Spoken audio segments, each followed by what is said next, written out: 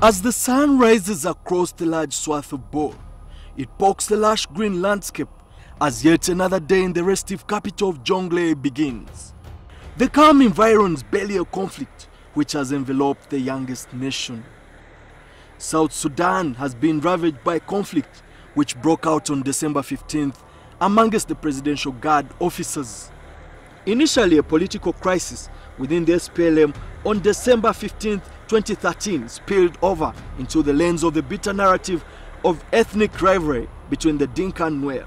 After fighting broke out, the country of South Sudan was carved into military echelons headed by various factions. The UPDF answered the clarion call and went to the rescue of President Salva Kiir. Its infantry force was deployed in Nisitu, while a commando unit was deployed in Juba. Now, fighting continued to take place in the flashpoint town of Bor in Jonglei State until the UPDF rooted out Machar's forces, whereas in the oil-rich towns of Bentu and Malakal, heavy fighting continued to take place. Now, these areas serve as the economic pulse of Khartoum. They also border Blue Nile, Abyei, and South Kordofan, where Khartoum has vested interests. Currently, the Ugandan army has troops deployed in Nisitu, while the SFC commando unit at Juba Airport has been replaced by an infantry force. The largest UPDF force is deployed in Bor, the capital of Jonglei State. This is the tactical headquarters of the UPDF in South Sudan. It also acts as a buffer to prevent an attack on the South Sudan capital, Juba. Bor, which is the heartland of the SPLA struggle, experienced some of the worst massacres during this conflict. Towards the north, the oil-rich towns of Bentu and Malakal in Upper Nile and Unity states respectively remain bastions of the SPLA in opposition. Ethnic cleansing has been reported in these areas where fighting rages on. The rebels have also tried to frustrate oil production in these areas. Khartoum has been keenly watching events unfold in Bentu and Malakal because without oil supplies, the economy could be thrown into a tailspin. Reports have also emerged that soldiers committed crimes against humanity, including rape, murder, and abductions in these areas. According to latest reports, fighting is still going on in Unity and Upper Nile states. The rebel faction's newly appointed spokesperson says government forces have been repulsed in the northeast Upper Nile state, bordering Ethiopia from the Pagak side. Similar attacks had also been repulsed in Unity State capital of Bentu, the rebel official said. He claimed that some government soldiers took shelter at a UN compound after being overrun by rebel forces. Fighting between the two SPLM rival factions has recently intensified after peace negotiations aimed at ending the more than 15-month-long conflict collapsed earlier this month. More than 10,000 civilians have been killed and millions remain huddled in the squalid internally displaced camps.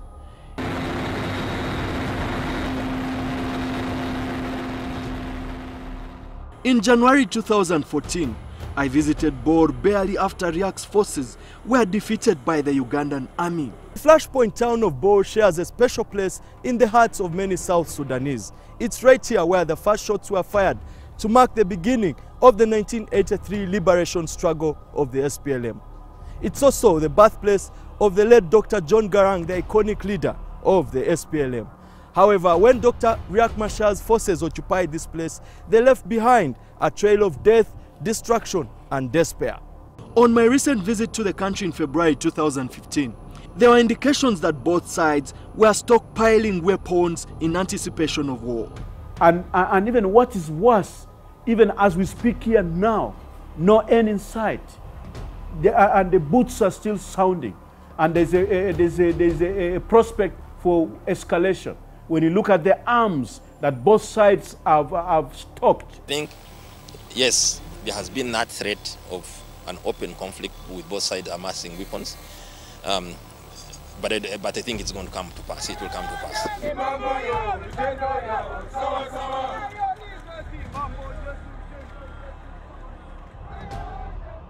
This comes at the time the specter of a regional war hangs over the future of a country which lies in a region currently in the throes of an arms race. Don't forget, there are drones in that theater, both for offensive and intelligence collection. Don't make no mistake. Telephone conversations are being tapped in this whole area. And therefore, the world knows what really happened. Now, what do you have? Clever fools trying to say, stay away, that we are managing our situation. African solution to African problem. No way.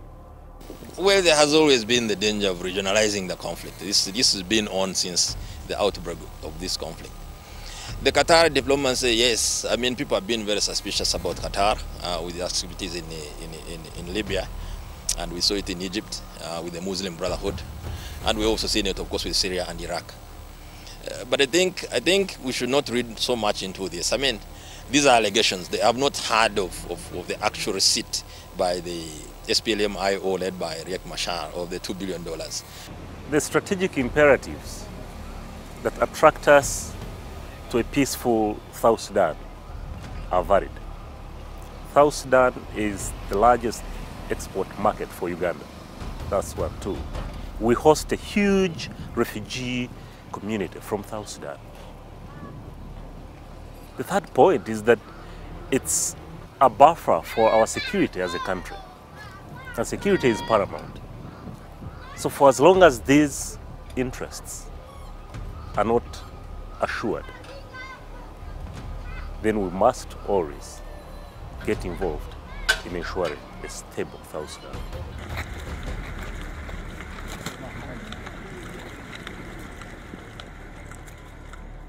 The presence of UPDF boots on South Sudan soil remains another sticky issue, and it's not clear yet when the UPDF will withdraw from the country. A lot of shadow diplomacy is taking place. So, therefore, in support of this solution as a way to get out of the mud of South Sudan, then it gives Uganda and our troops, our sons and daughters, our brothers and sisters who are getting stuck in the mud, it gives us an exit strategy.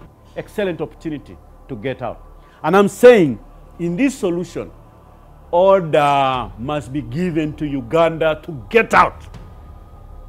You have no right to mess up in the dirty waters of South Sudan. Order must be given to Khartoum to stop meddling the affairs of South Sudan. You have no right. $1 million question. When are we going to see the UPDF withdraw from South Sudan? There is no roadmap. But I think implicitly the roadmap is to do with the fact that what the Uganda government has argued is that not until we see a peaceful South Sudan shall we see the withdrawal of the UPDF. So which means that we have an open-ended engagement. We don't know when that peace is going to come. Not necessarily, but I think the other thing also is to do with the fact that the argument has been that if when the UPDF withdraws, who is going to fill the vacuum? We cannot claim that we shall be an island of peace in this area. We are going to stay in South Sudan for as long as we have the mandate, the bilateral mandate, extended to us by the government of South Sudan. We have just renewed the memorandum of understanding. We did that in February, and we are still there. Could Khartoum hedge its bet, especially if Ugandan troops move closer to the oil fields in Upper Nile and Unity states? There are also reports that Khartoum and Eritrea have been covertly funding Machar's forces to counter the Ugandan army, which was deployed to shore up the fragile regime of Salva Kiir. Yet peace talks continue to flounder even after a report authored by a panel of experts led by former Nigerian President Olusegun Obasanjo was initially shelved. However, as the diplomatic community, which was engaging shadow diplomacy, became frustrated, it was decided perhaps to leak this report. The report implicates President Salva Kiir for taking part in ethnic cleansing against the Nuer and Machar for orchestrating revenge attacks. The report further reveals that violence ethnically cleansed the city of Juba of its Nuer population.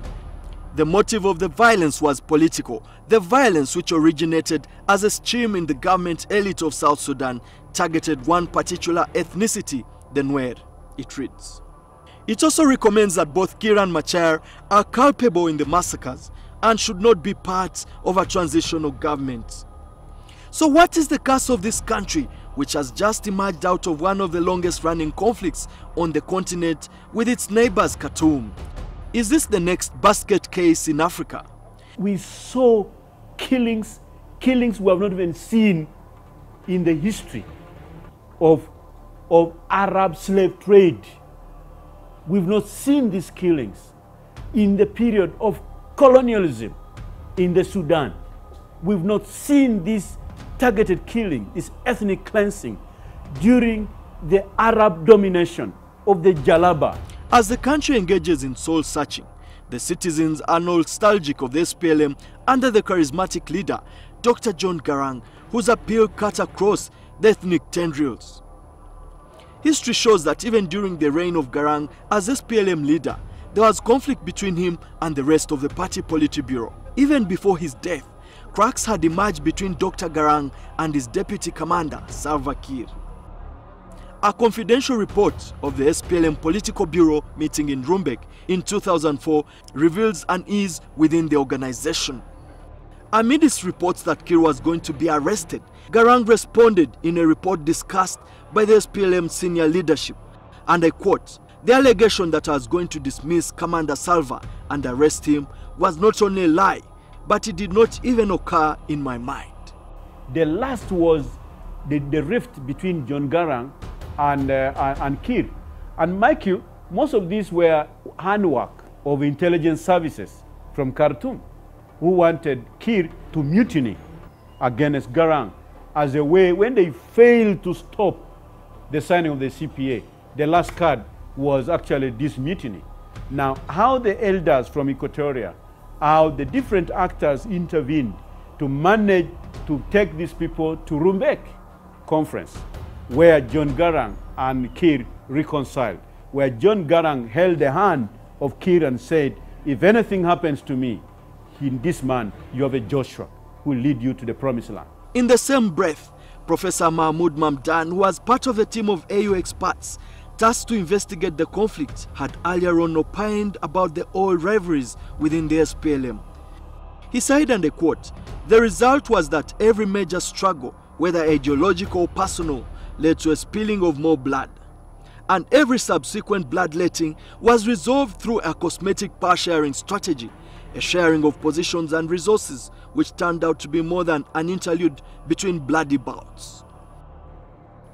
As the country remains polarized by the fighting, it's not yet clear how this conflict will be resolved. The AU report recommends that the continental body, alongside the UN, appoint a 3-person panel charged with overseeing a 5-year transition plan. So, is the charismatic former SPLM Secretary General Pagana Moom from the Shilluk community the glue who will unite a polarized country, and will he be accepted across the ethnic divide? They are very good Nuers, very moderate. They are moderate Dinkas, they are moderate Equatorians. They are there. But also 64 tribes. You can't fail to get moderates. Build a future based on moderates. Establish politics of common ground. Common man, common ground. Get their government, get their leaders to work for the people. In the context in which we speak, there has been a recognition of the SPLM former detainee FD. In fact, now it's called SPLM FD, stroke FD, former detainees. And I think 2 days or 3 days ago, they reached an agreement with the Juba government for them to go back to Juba within the context of the Arusha SPLM intra-party dialogue. To go to, they have agreed to go back to Juba to play a meaningful role in terms of finding a solution to this problem. So, yes, the issue of inclusivity in the process, who is included. Of course, initially it was only 2 parties, but over the course of the year we have seen the broadening of the stakeholders. Ethnicity still remains the underbelly of this youngest nation. However, it's still insufficient to explain this conflict without considering disagreements over the question of state formation. The African Union still holds the trump card to see that peace returns to this war-ravaged country. However, it will take rivals Kiir and Machar to make compromises. Emmanuel Mutaizibwa, NTV.